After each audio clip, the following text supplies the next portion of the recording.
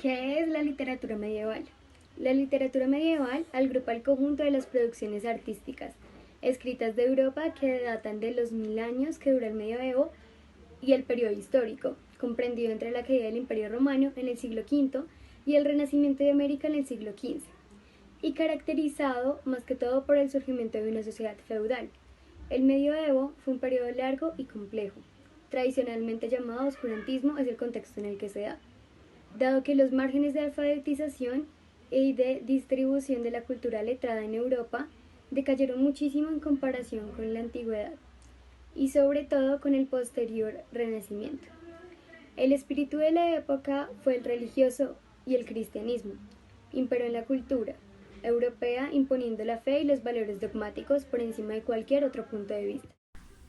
Características. En la gran mayoría de las obras se presentaba un anonimato por parte del autor.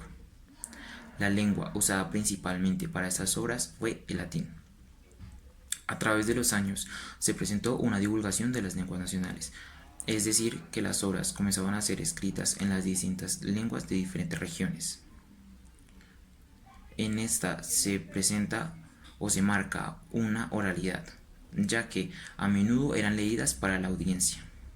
En la literatura medieval se presenta tanto una literatura religiosa como una literatura profana. Otras de las vertientes más comunes para la literatura medieval fueron las historias épicas. Principales de la literatura medieval consistían en los caballeros, también en el amor cortés, que consistía en el romance de entre ciudadanos del mismo vulgo.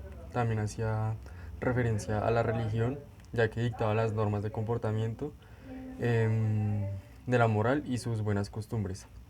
También tenemos que se basaban en viajes y aventuras, donde plasmaban las aventuras y viajes de los personajes que eran heroicos de ese tiempo. Los géneros literarios eran, por primer puesto estaba Cantares de Gesta, que en estas los juglares recitaban ante el pueblo diverso. Aquí se encontraban cantares como el cantar de Roldán, el cantar de Nibelungos, el cantar de Beowulf, el cantar de Hildebrando y de Camerón. En segundo puesto está la poesía provenzal, que esta nace en Provenza y trataba de un tema amoroso. Como máximo exponente tuvieron a Guillermo de Poitiers, quien es de hecho considerado el primer trovador de la historia. En tercer puesto tenemos el amor cortés, que aquí había un sentimiento altamente espiritualizado.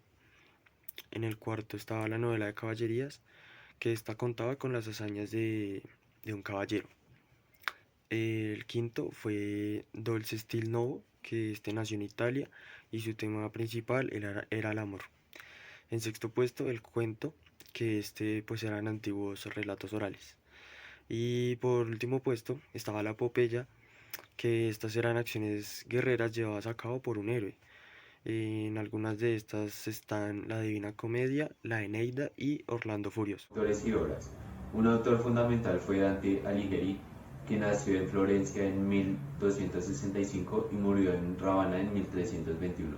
Este fue un poeta italiano que fue muy conocido por escribir la Divina Comedia, que fue una obra fundamental para la transición entre el pensamiento medieval y el renacentista, y también fue una obra que fue la cumbre de la literatura universal.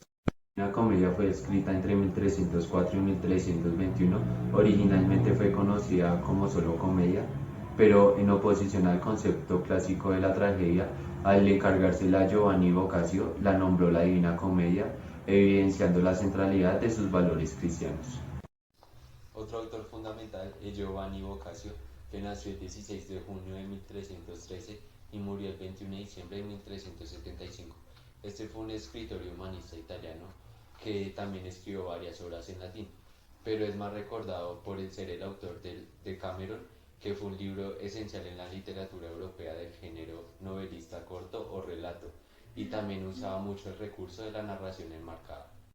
El Decamerón está escrito entre 1351 y 1353, lo conforman 100 cuentos que exponen los temas del amor, la inteligencia humana y la fortuna. Este a su vez le relaciona argumentos como el erotismo, el drama, la tragedia, las bromas, etc.